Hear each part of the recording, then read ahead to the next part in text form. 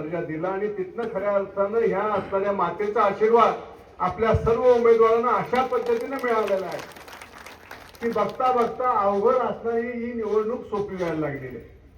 म्हणजे तसं बघितलं तर हा परिसर हा सहकार असेल, संस्था असेल, संस्थेच्या माध्यमातून असणाऱ्या नोकऱ्या असतील, संस्थात्मक जाळ्याच्या माध्यमातून वेगवेगळ्या पातळीवरती असणारी व्यवस्थापनाचं कौशल्य असेल, यामुळं या असणाऱ्या विभागातला नागरिक जो आहे तो नागरिक बोलत नव्हता. पण ह्या मातेनं या निमित्तानं आज एक संकेत दिलेला आहे की आता तू बोलला पाहिजेस, तू निर्णय घेतला पाहिजेस आणि ह्या 7 तारखेला तुम्ही निर्णय घ्यायचा, कमळाचं बटन दाबायचं आणि आमच्या असणाऱ्या सर्व उमेदवारांना निवडून द्यायचे. कारण का ही माता सुद्धा लक्ष्मीचं रूप आहे ना, आणि लक्ष्मी मातेचं जे वाहन आहे ते कमळ आहे, हे लक्षात घ्या.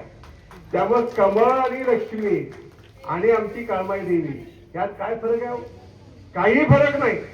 आणि यासाठी या निवडणुकीमध्ये हा जो शुभ संकेत आहे तो शुभ संकेत पहिल्या प्रथम मला सांगावाच वाटतो.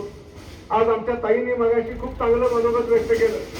ज्योतिताई असतील, आमच्या वर्षाताई असतील, हेमंतजी असतील, या तिन्ही उमेदवारांच्याकडे तुम्ही बघा, काहीतरी उत्स्फूर्तपणा आहे, काहीतरी उमेद आहे, काहीतरी करायचा जज्बा आहे. ई क्लासरूम उद्या करायचे आम्हाला टेली एज्युकेशन द्यायचंय, आम्हाला स्मार्ट पीएचसी करायचे, आम्हाला मॉडेल स्कूल जे आहे त्या मॉडेल स्कूल्स मध्ये नुसती पायाभूत सुविधा द्यायची नाही तर त्यामध्ये गुणवत्ता भरलेली सुविधा द्यायची. आमची मुलं जी आहेत ती नैतिकतेनं परिपूर्ण व्हायला पाहिजेत, यासाठी काही ना काहीतरी विजन असणारे हे आमची सगळे उमेदवार आहेत. आमचा कार्यक्रम आहे, आमची दिशा आहे. आमच्या पक्षानं तशा पद्धतीचा निर्देश दिलेला आहे की या पुढच्या काळामध्ये आपली असणारी ही जी सगळी व्यवस्था आहे, जिल्हा परिषद, पंचायत समिती आणि ग्रामपंचायतीची ही त्रिस्तरीय विकास व्यवस्था, या व्यवस्थेमध्ये आमच्या असणाऱ्या सर्व पदाधिकाऱ्यांनी जागरूक होऊन लोक कल्याणाचं काम करायचं. कुठलीही आता तुम्ही माहिती घ्या, काळंबवाडी गावामधल्या असणाऱ्या ग्रामसेवकांना तुम्ही फोन करून आता सुद्धा विचारा, इथं केदारवाडीचे सुद्धा, केदार गावाचे सुद्धा अनेक आमचे पदाधिकारी आहेत. 40 लाख घरकुलं देशात जर कुठल्या राज्याला मिळाली असतील तर ती फक्त महाराष्ट्राला मिळालेली आहेत. आणि त्याचं प्रतिबिंब किरण उठले, तुम्ही आता तुमच्याकडं तुम्ही पदाधिकारी आहात, तुमच्या गावामध्ये 2018च्या सूचीमध्ये काही गावातली नावं नसतील तर ती सुद्धा घ्या म्हणून शिवराज सिंग चव्हाणांनी सांगितलं. म्हणजे खऱ्या अर्थानं एकात्म मानव विकास हा जो संकल्प आहे तो म्हणजे शेवटचा माणूस, अंतिम माणूस, गर्दीतला असणारा आशाभूत चेहरा जो आहे त्या चेहऱ्याला खऱ्या अर्थानं आपलं करण्याचा प्रयत्न जर कुठला पक्ष नीतिमत्तेने करत असेल तर तो भारतीय जनता पक्ष आहे. आणि या सगळ्या निवडणुकीच्या माध्यमातून आज आम्ही तुम्हाला अगदी कळकळीनं सांगतो, आमच्याकडे ध्येय धोरण आहे, आमच्याकडे कार्यक्रम आहे, आमच्याकडे उद्याचं विजन आहे. विरोधकांच्याकडे काय आहे? आज तुम्ही बघा, शिवसेना त्याच्या शंखला झालेल्या आहे, राष्ट्रवादी त्याच्या शंखला झालेला आहे.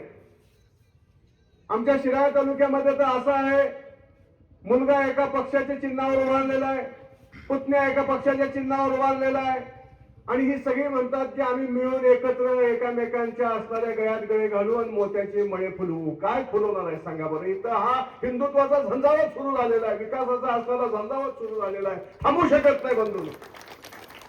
या विभागामध्ये खऱ्या अर्थानं महत्वाचा प्रश्न कुठला असेल तर तो दिवसा आपल्या लाईटचा प्रश्न आहे.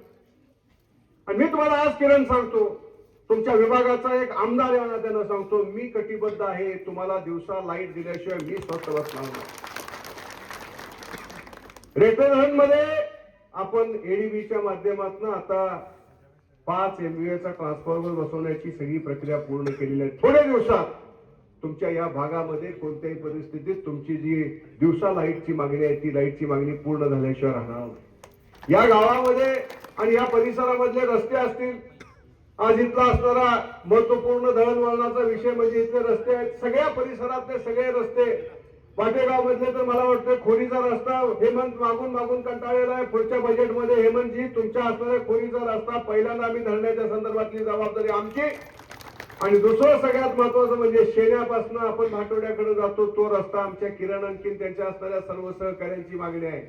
हे सगळं आम्ही आमच्या मनामध्ये कुठं ना कुठेतरी ठेवलेलं आहे. रेठे धरण गावाच्या संदर्भात सुद्धा तिथला असणारा आपण सुरूरकडे जातो तो पूल आपण धरला.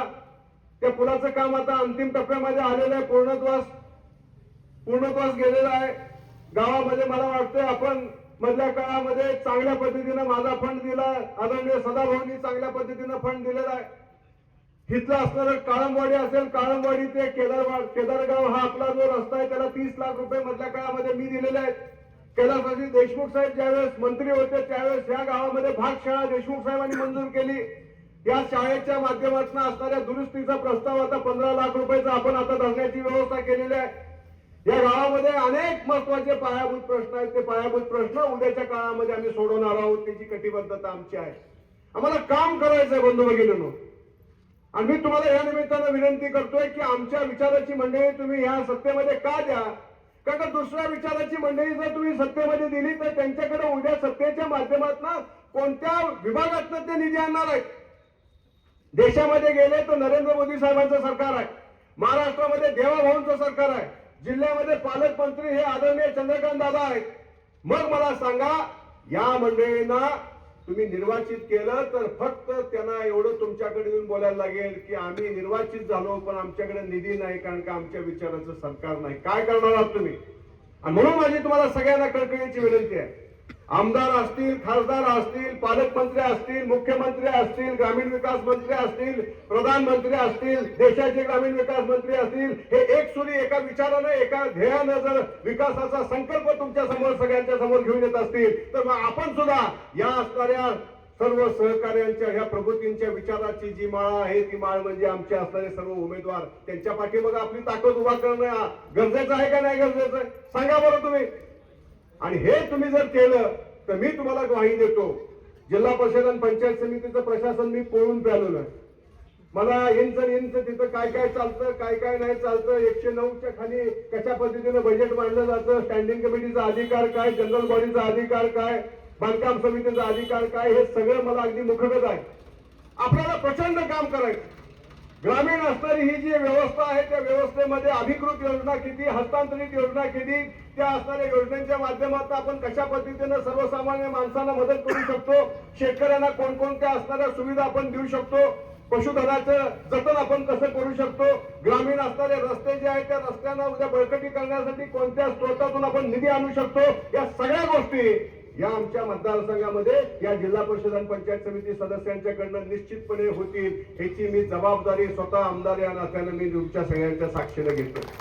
फक्त माझी विनंती एवढीच आहे की आपण सगळ्या मंडळींनी या निवडणुकीच्या माध्यमातून कमळ या चिन्हाच्या समोरचं बटन दाबा आणि एवढ्या भौगोल अशा पद्धतीने एवढी ताकद तुम्ही ह्या आमच्या असणाऱ्या बंधू भगिनींना आमच्या मतदार या उमेदवारांना द्या की उद्याच्या काळामध्ये एक निर्णायक अशा पद्धतीचं यश आपल्याला मिळेल. अमोल आणखी त्यांचे असणारे सर्व सहकारी हे खूप मेहनत घेत आहेत. बाकीचे असणारे सर्व राहुलचं सुद्धा इथे या निमित्तानं अभिनंदन करावं असं वाटतं. मागच्या वेळेस त्यांनी नाईट वॉचमन म्हणून चांगलं रनिंग बिटवीन द विकेट्स केलं होतं पण ह्या वेळेस त्यांना आम्हाला थांबवायला लागलं. राहुलची काय काळजी करू नका. मी सुद्धा असं 28 वर्ष वेगवेगळ्या माणसांसाठी थांबलेलो आहे आणि नंतर मग मला अशा पद्धतीची संधी मिळाली. मी एक डोळा मागवत होतो, देवाने मला 2 डोळे दिले. एवढं लक्षात ठेवा. त्यामुळं सबुरी का फल मीठा रहता है, जो दे उसका भी भला, जो ना दे उसका भी भला, बापू तेरे प्यार में भरा आया मेरा गाला, अशा पद्धतीनं म्हणायचं. आणि आपण सगळेजण या निमित्तानं आला त्याबद्दल आपल्या सगळ्यांचे या निमित्तानं 197 घरकुलं ह्या गावात मंजूर आहे. म्हणजे मानायला पाहिजे का नाही. मोदी साहेब तुमचं म्हणावं तेवढं धन्यवाद कमी आहे कारण का हे फक्त तुम्हीच करू शकता की जे स्वतः रेल्वेच्या प्लॅटफॉर्मवरती तुम्ही चहा वाटलेला आहे, चहा विकलेला आहे म्हणून तुम्हाला गरिबाची दैना माहित आहे. घरकुलाची गरज किती गरिबाला आहे ह्याची कल्पना तुम्हाला असल्यामुळं या असणाऱ्या वेगवेगळ्या गावांमध्ये मी आता जातो परत तिकडे. तर या निमित्तानं आपल्या सगळ्यांना मी या विनंतीच्या माध्यमातून आपल्या सगळ्यांना परत एकदा आवाहन करतो. थांबतो. जय हिंद, जय महाराष्ट्र.